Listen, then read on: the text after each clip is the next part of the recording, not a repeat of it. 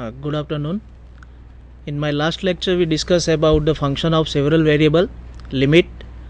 Now this lecture is for limit, continuity and partial derivative. Let us recall the previous things. In the first lecture we discussed about the limit and the function of several variable. First we define the function of two variable. That function of two variable is defined on the domain D, which is here, and the function takes value in R, right? This way we define the function of two variable. Then we discuss about the level curves. Here the isotherms are the level curve where temperature is the constant, and then we discuss about how to sketch with help of the level curves. See here one surface is given, right, and the level curves are in the xy plane, right? Suppose k is equal to 45. Here is the level curve. If we pick up all the level curves, we get the surface, right? Now one more concept was there, that level surfaces. Suppose function is a function of three variable, f of x, y, z is equal to x square plus y square plus z square, and if I take f of x, y, z is equal to k, this one, okay, then I will get some surfaces. X square plus y square plus z square is equal to k. Now x square plus y square plus z square is equal to k is the equations of surface, right? And here is the graph of this surfaces, that x square plus y square plus z square is equal to 4, x square plus y square plus z square is equal to 9. All these are known as a level surfaces, but the graph of this functions is in 4 dimensions, so we cannot draw the graph of this function, but we can visualize the level surfaces. Now you can use some software like WinPlot, GeoGebra and Autograph to sketch this type of difficult graph, like f of xy is equal to xy square minus x cube, f of xy is equal to sin xy. You can use some software to sketch this type of curve.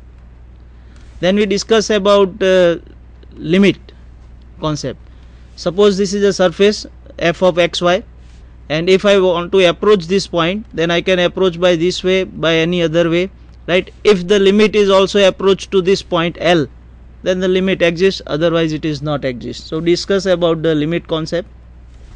We solve some questions like this one, this question and this one, right? Now we have to solve these two questions. Let us see how to solve these two questions. Evaluate the limit f xy tends to 0 0 x square plus y raised to power 4, right? We know that if the limit is different for different paths, then limit does not exist. If limit is same for all paths, then limit is exist. Let us consider our first path and simple path, that for path y is equal to mx, right? So here graph of y is equal to mx. This is one line, this is another line. When I approach by y is equal to mx on this line, my function f of xy is equal to f of x mx, okay? So that is equal to m square x cube x square plus m raised to power 4 x raised to power 4. If I simplify this one, then m square x 1 plus m raised to power 4 x square, right, where x square is cancelled from denominator and the numerator. Now f of xy tends to 0 as xy tends to 0 0 along y is equal to mx. If you put x is equal to 0 here, then this term is equal to 0, okay? So the limit of this function along the curve y is equal to mx plus c is equal to 0, right? Now let us see what happen if I take the different curve. Consider the curve x is equal to y square, and we know that x is equal to y square is this parabola, x is equal to y square, and I approach 0 0 on this x is equal to y square path to 0 0. I have to consider the curve x is equal to y square, put x is equal to y square in the function f of xy. So my function is y raised to power 4 upon 2 into y raised to power 4.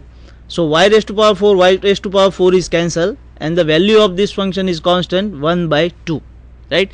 So it means that f of xy tends to 2 when xy tends to 0 0 along this curve x is equal to y square.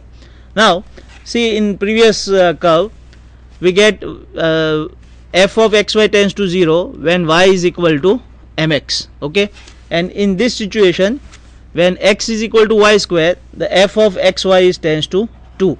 So see, for different path, the limits leads to the different values, and that's why the given limit does not exist, because for two different paths limit is different, then limit does not exist. Now let us see one more questions to test the limit is exist. Consider the function f of xy is equal to 3 x square y upon x square plus y square. Now observe this function. See, the power of the numerator term is 2 and 1, so it is 3, and here the power of the denominator is 2, right?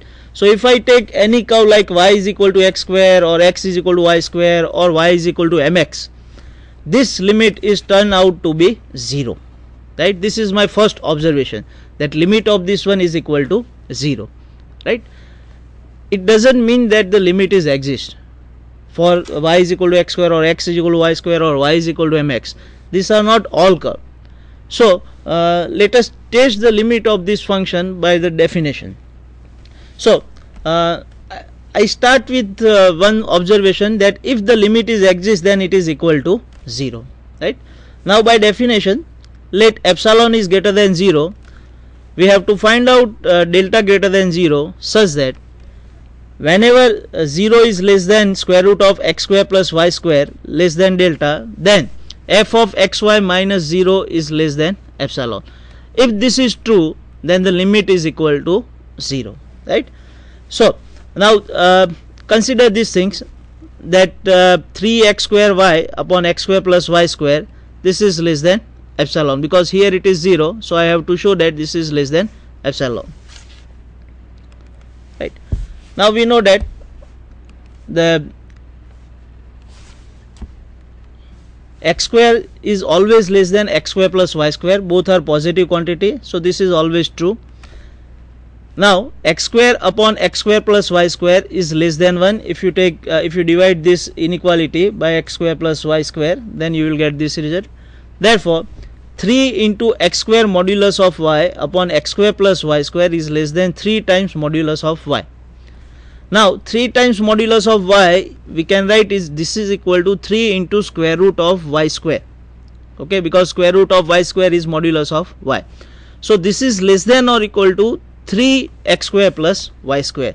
Now with help of this inequality, if I choose delta is equal to epsilon by 3, right, then 0 is less than square root of x square plus y square is less than delta, then 3x square y upon x square plus y square minus 0 is less than 3 square root of x square plus y square, and this is less than delta according to our assumption that square root of x square plus y square is less than delta. So this is less than 3 delta, and we assume that delta is equal to epsilon by 3. Okay, so this 3 is cancelled and this is equal to epsilon. It means that whenever this term is less than delta, the f of xy minus 0 is less than epsilon, and hence by definition of the limit xy tends to 0, 0, 3x square y upon x square plus y square is equal to 0, right? Now our next concept is let us discuss about the continuity of the function. In function of one variable, you can see if I have x axis and y axis like this, and if graph is like this, and at this point if my graph is here, then this graph is discontinuous. It breaks its continuity at this point, because if you find the left hand limit and the right hand limit, the limit is different, right? Now function of two variable, the continuity is something different. We define like this. For function of one variable, we know that if limit x tends to a, f of x is equal to f of a, then fx is continuous at a. Now for function of two variable, a function f of two variable is called continuous at point AB if limit xy tends to AB, f of xy is equal to f of AB, right? So for function of two variable, this is the definition. We say that f is a continuous on domain D if f is continuous at every point AB in D, right? So by this way we define the continuity of function of two variable. Now let us see the algebra of continuous function. If f of xy and g of xy are continuous function at ab, then the following function are also continuous, right? 1. Alpha f of xy, where alpha is any constant. It means that if you multiply this fxy, which is continuous function, by any constant alpha, then the new function alpha into f of xy is also continuous. If fx and gy is continuous functions, then the sum of f and g is also continuous. Similarly, products of the two continuous function is continuous, fxy into g of xy. Now for the quotient f of xy upon g of xy, where g of xy is not equal to 0 for every xy, then f upon g is also continuous. Here one condition is there, that g of xy is not equal to 0. Now if I have any other function h, right, and if I consider the composite function h of f of xy, where f of xy is continuous and h is continuous function defined on the range of f of xy, then h of f is also continuous function. So this is the algebra of continuous function. Now let us see some example of continuous function. Please video. Okay. Now if I consider these things, okay, so this is one surface and you can see this surface is continuous surface, there is no break. But if I tore this surface and if I divide into two parts, then here is one plane and here is another plane. If I put these two planes together, then this is not continuous function, because here the value is different and here the value is different. If it is joined, then this is continuous function, but if it is like this, then this is not continuous function for function of several variable, right? Let us see some example of continuous function. Okay, where is the function f of xy is equal to tan inverse y by x is continuous. The function, consider the function h of xy is equal to y by x. I am considering this y by x as a new function. H of xy is equal to y by x is a rational function, and therefore it is continuous except the all points on line x is equal to 0. See, this function is not continuous for x is equal to 0, because if I put 0 here, this is very big ratio. Okay, so this function h of xy is continuous function except this line x is equal to 0.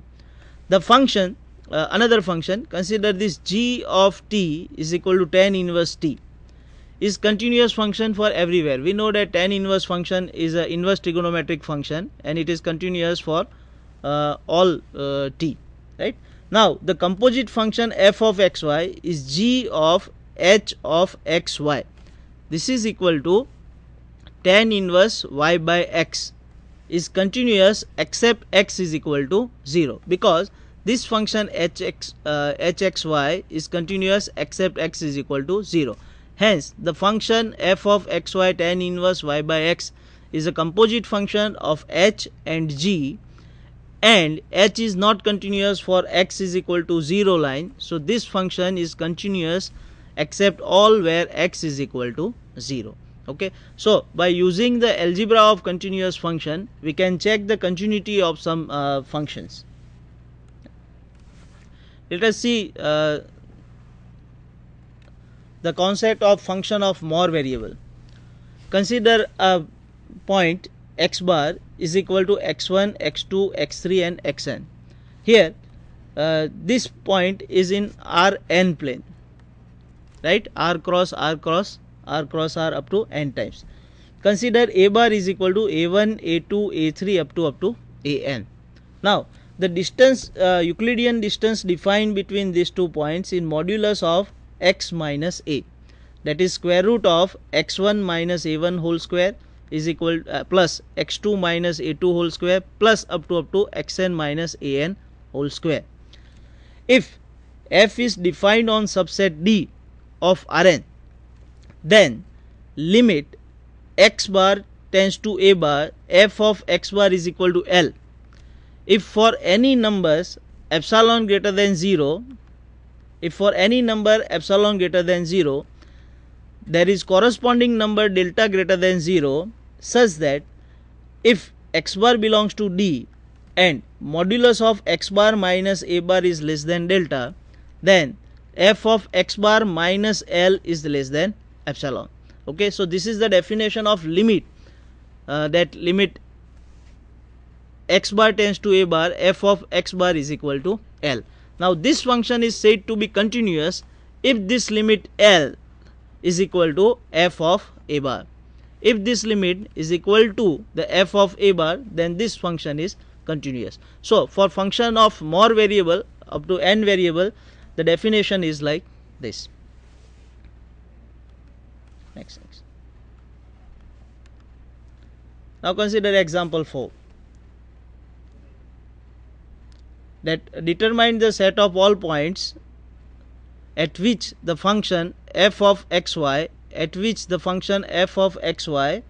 is equal to sine xy upon e raised to power x minus y square is continuous.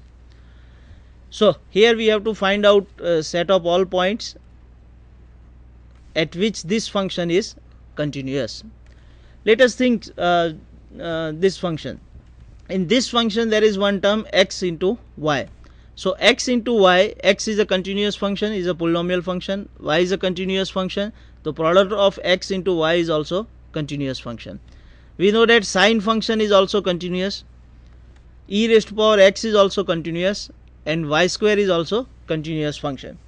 So the composite function of sine of xy is continuous function. E raised to power x minus e raised to power y is also continuous function for any x and y.